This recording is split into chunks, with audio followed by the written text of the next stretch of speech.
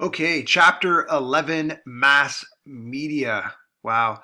This chapter could be an entire course. There's so much information out there about mass media, and it is so incredibly complex and in depth.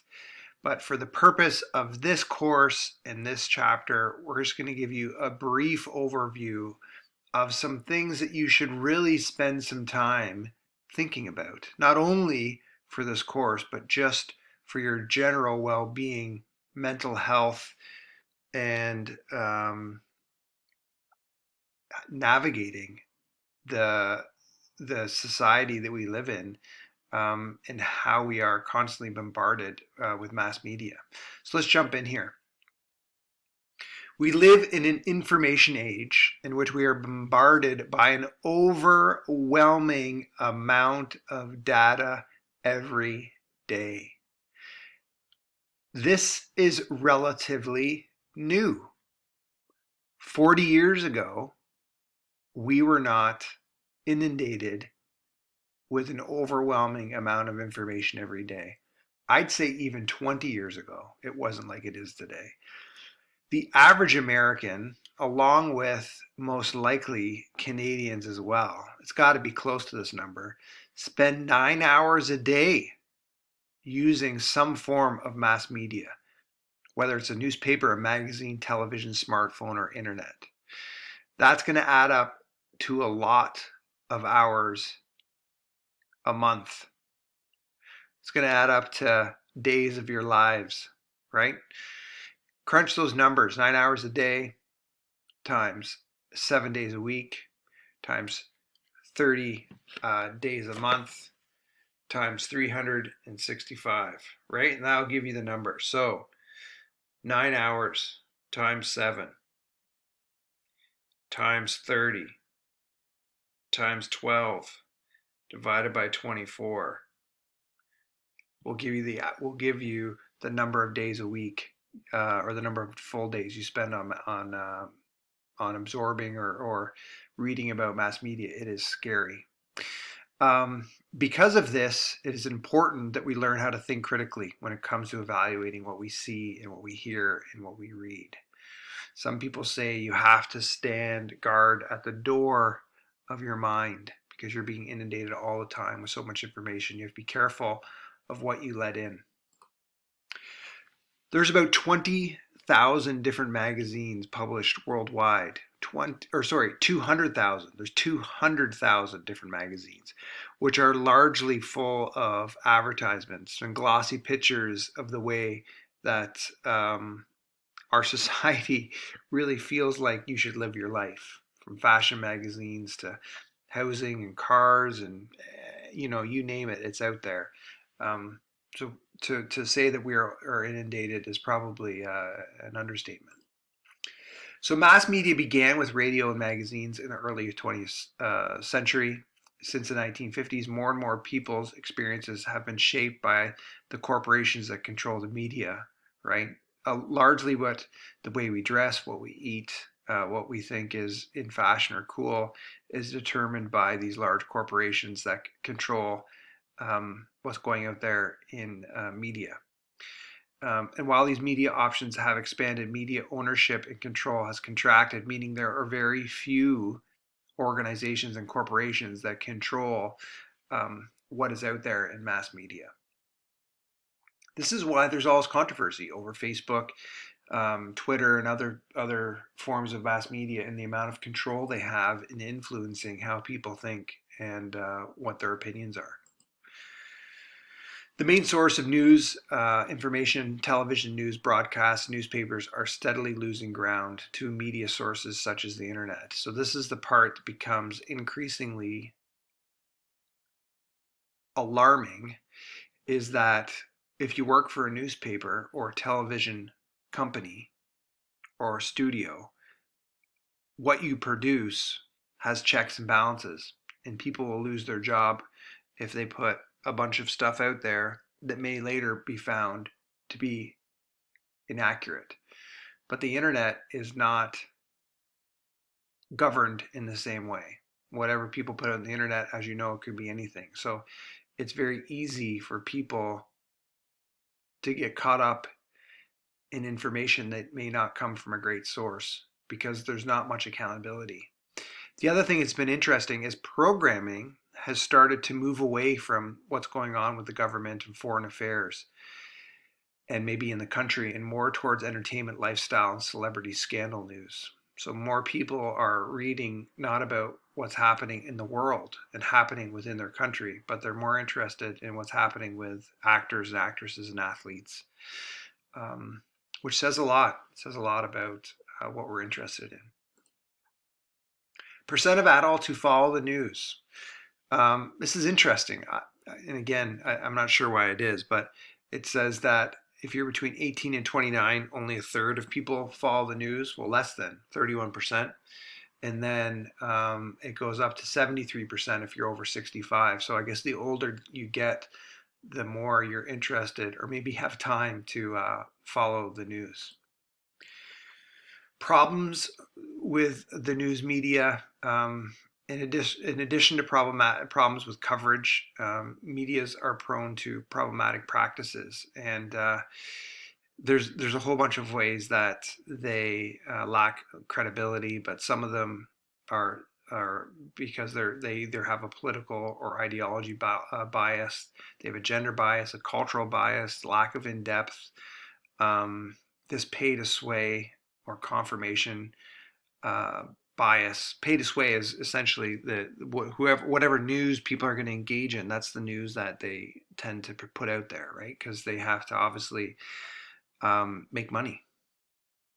We should also keep in mind that the news is being reported is in large extent by the need to attract people and keep their attention. So it's not necessarily what's happening all over the country or what's happening most frequently, but the news is largely boiled down to what is going to get people's attention, what's going to keep people engaged. So to stay well informed with what's going on in this country and the world is going to take more than scrolling through a feed and clicking on the stories that everyone finds, I guess, unusual or engaging or shocking. It's going to take a little bit more work to really understand what's going on. So science reporting, this is really interesting. Most of us tend to accept the truth behind science news, right? Because they say it's science, it's scientifically proven, they did a study, so why wouldn't we believe it? But the people reporting the news are not the scientists, right? They're not trained in science, and they often make mistakes in scientific reporting because, understandably, they lack the expertise in the field that is being reported. So it's hard to really accept sometimes when someone gets on the news and says, well, it's scientifically proven they did a study, because the person reading that study doesn't really have a background in that field. Scientific findings may also be sensationalized or misrepresented. Of course, they're going to try to blow up the story as big as possible because that's going to get the most eyeballs on the screen. Science reporting may be biased in favor of the government policy and the interests in big corporations because of the dependence on press releases by the reporters. So only certain reporters get invited in for the press releases. And if you make the government upset or you make corporations upset, they're not likely going to invite you back. So they're not going to spend a lot of time reporting things that run contrary to either the political or corporation standpoint, because if they do, they won't have a job for very long. So you have to also understand that a lot of what we're being fed through the news often favors corporations and governments, because those are the ones that are paying the reporters, or at least inviting the reporters to their press conferences. So how do you evaluate scientific reports in the media? Like, how do you understand what is credible and what is good? So there's a couple of ways to look at it. First of all, who is making the claim? And does that person that is making the claim have the credentials? How is the science being funded? Who's paying for the science to be conducted? What is the background of the reporter? Where were the scientific findings first published? How are other authorities in the field responding to the report? And is the report biased? So, in regards to the internet's impact on our daily lives and global communication cannot be overestimated. We know this, right? We know that according to numbers of surveys, this is really interesting and not surprising either, right? The average American freshman, so that's a first year college student in the US, spends more time on social media than they do studying. Not surprising. But could you imagine if that was inverse, right? Like you spent more hours studying than on social media, how well you would do in school and the options that would open up to you in life. And because of its growing persuasive power and influence, it is critical that we learn to think critically about what we see, what we hear, and what we post on the internet. So, social networking. The internet is affecting daily life by reshaping social dynamics among young people and older people, right? I think there's like 36 million people in Canada and 30 million are on Facebook. So, this is every demographic, not only young people. So while these sites are useful for communication tools, as critical thinkers, we must learn to think about the consequences of what we post. Again, this is not new. You should have given this some thought before, right? What are you posting? What's the goal of it? Who is the intended recipient? What information are you conveying? What attitudes and feelings are being conveyed? And does the message being posted enhance or move you closer to your life goals? Right? Think about that. What you're posting on the internet and social media, does it move you closer to the life you want and who you want to be and how you show up in the world? And if it does, go ahead and post it. But if not, don't. That's a pretty interesting and compelling lens to see your social media posts through. Many companies are monitoring their employees' internet use. This is nothing new. They don't want you spending all the time when you show up at work on YouTube. So they're monitoring this activity. The internet has been hailed as the great equalizer because of accessibility. So this is a benefit of the internet and something that is really remarkable is regardless of where you are in the world. You do have access to internet, at least large portions of the world. There are still parts of the world that do not have internet. And there's still communities that don't have internet.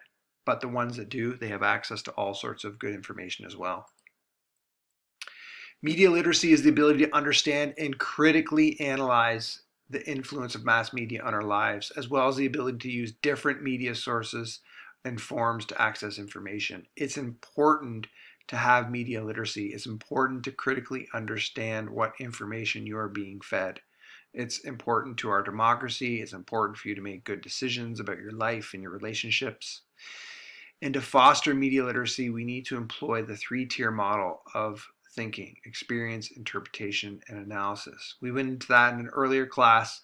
So you not only experience the information, you actually go 2 steps further to interpret it and then analyze that information to ensure that it is relevant and credible before you act on any information that you're going to see in the internet. So evaluating media messages, here's another few questions that are always important to ask when you want to dive a bit deeper into mass media. This is really relevant if you're going to be getting information for your final project using mass media. You have to see, okay, the message that I'm being fed, who created it? What was the purpose? What techniques are being used to attract and hold my attention? What values and points of views are being represented? What was your reaction to the message? Is your interpretation reasonable? Are you well informed about it? And how might others interpret that message differently? When analyzing a media message, also consider the following. Is it biased? Is the message backed by good reasoning and facts? And what are the possible effects of the message on individuals as well as the broader society? Some television shows, such as The Daily Show, combine news and entertainment, which makes it even more confusing for a lot of people because these shows are created to look like it's a news studio, right? They got the news desk, they got the guy in the tie, and they got the cameras, but really it's largely created to entertain people. So this is the other thing. You have to understand that not all news is news. Some news is just there to entertain us and to make us laugh. So in conclusion, beginning with radio and magazines and now the internet, mass media has greatly increased our access to information, which is a good thing. However, all these forms of mass media must be critically evaluated to ensure they're accurate and they're balanced, and that there's a depth of analysis there that really covers the whole story.